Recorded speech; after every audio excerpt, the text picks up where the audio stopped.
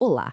Hoje a gente vai mergulhar na história de uma técnica de cozinha que é, ao mesmo tempo, super antiga, global e, olha só, surpreendentemente moderna. É uma crônica que se espalha por todo o cinturão tropical do nosso planeta, conectando culturas através de um elemento muito simples, a folha de bananeira. Então, vamos lá. Pensa comigo no desafio. A gente tem um peixe fresco, super delicado, e do outro lado, uma fogueira, com aquele calor forte. Como é que se cozinha esse peixe de um jeito perfeito? Sem queimar, sem ressecar, sem perder todo aquele suco e sabor? É essa pergunta que dá o pontapé inicial na nossa história. E a resposta? Bom, ela é tão elegante quanto eficiente e esteve na nossa frente o tempo todo, ali na floresta. A solução não veio de nenhuma tecnologia, mas da própria natureza, a folha de bananeira. Para a gente entender a genialidade por trás disso tudo, nossa primeira parada é no Brasil pré-colonial. É lá que a gente vai descobrir as raízes de uma técnica chamada moquém. Pois é, foram os povos originários os verdadeiros inovadores aqui.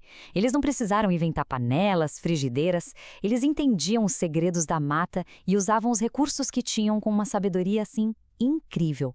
Então, o que era exatamente o moquém? Essencialmente, não era só assar, sabe?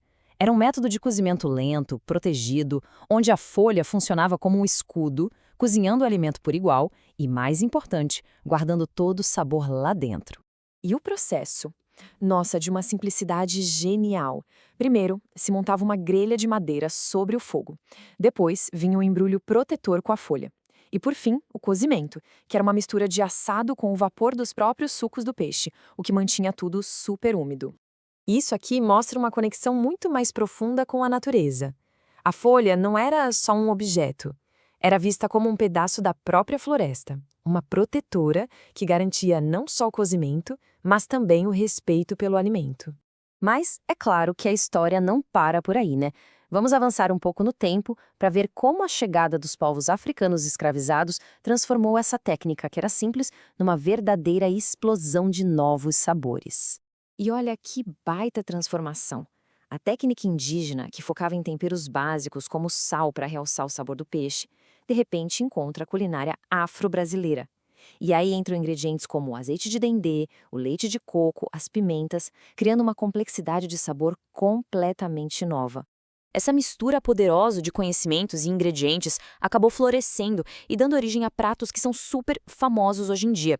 E isso se consolidou principalmente numa região específica do Brasil, o vibrante litoral da Bahia. Agora, a gente viaja para outra parte do litoral brasileiro para conhecer a cultura caiçara.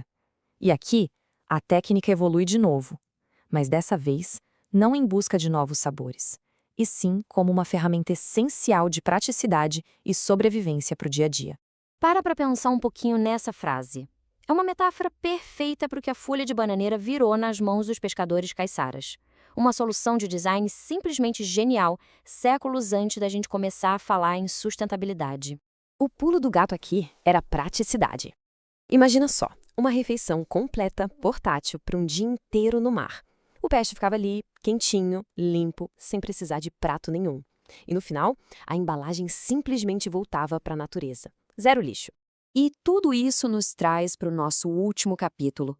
Como é que uma técnica que nasceu da pura necessidade da sabedoria ancestral fez essa viagem das praias e das matas para os cardápios dos restaurantes mais sofisticados do mundo? Mas antes de chegar lá, vale a pena notar uma coisa fascinante. O Brasil não estava sozinho nessa. Essa mesma ideia fundamental de cozinhar na folha evoluiu em paralelo em vários lugares do mundo, com cada cultura adaptando com seus próprios temperos e sabores locais. E aí a gente chega nos dias de hoje. Chefes super renomados estão olhando lá para trás e redescobrindo essa técnica. Eles não usam por necessidade, mas por filosofia. É um jeito de honrar a natureza, de promover um cozimento mais lento e de apresentar a comida de um jeito que é naturalmente bonito e elegante. Essa jornada aqui, ela resume tudo, né? O que começou como uma ferramenta de pura sobrevivência, hoje é um símbolo de sofisticação. O que era rústico e prático, agora é valorizado pela beleza. E a solução de um pescador virou uma declaração poderosa sobre sustentabilidade. O que nos leva àquela pergunta final. Talvez a mais importante de todas. Com tanta tecnologia na cozinha que a gente tem hoje, por que essa técnica tão simples não só sobreviveu, como está voltando com tudo? A resposta É tão genial quanto a própria técnica, porque ela resolve um problema de engenharia culinária de um jeito perfeito, criando um microclima que cozinha o alimento com o equilíbrio ideal de calor, vapor e sabor.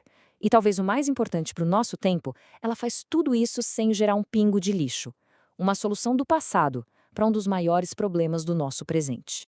Então, bora conhecer de perto a estrela do nosso prato. Porque antes de virar essa embalagem perfeita, a folha de bananeira precisa de um preparo bem rapidinho.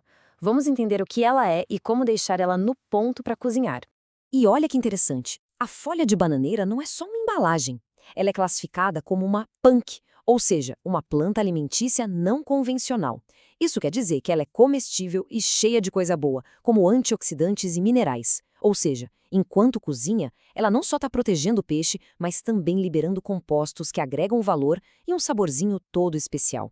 E o preparo é muito, muito fácil. Primeiro, claro, tem que limpar bem. Depois vem a parte que parece mágica, o calor. É só passar a folha rapidinho pela chama do fogão e você vai ver ela mudando de cor na hora. Fica um verde mais vivo, brilhante. É como se ela relaxasse, sabe? Fica super maleável, quase um tecido, pronta para abraçar o peixe sem rasgar. Ok, folha prontinha. Agora vem a segunda decisão mais importante. Qual peixe a gente vai colocar aí dentro? E olha, nem todo peixe nasceu para essa técnica. A escolha certa é o que vai fazer toda a diferença entre um resultado bom e um resultado espetacular. A regra de ouro aqui é bem simples, viu? O ideal é procurar peixes de carne mais firme, tipo o curimbatá, o namorado. Eles aguentam bem o cozimento no vapor sem desmanchar. Já peixes mais delicados, como um robalo, podem acabar virando uma pasta. Então, para garantir o sucesso, a dica é começar com os da primeira coluna. E o legal é que essa técnica é super versátil. Quer impressionar no jantar? Vai de peixe inteiro. Precisa de algo mais prático para a semana? Funciona super bem com postas mais grossas ou filés altos. A técnica se adapta ao que você precisa. Agora, a parte mais gostosa, o sabor.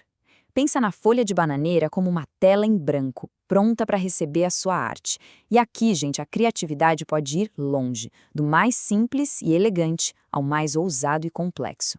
E para quem está na dúvida de por onde começar, calma. Tem uma combinação clássica que nunca falha e que deixa o sabor do peixe brilhar.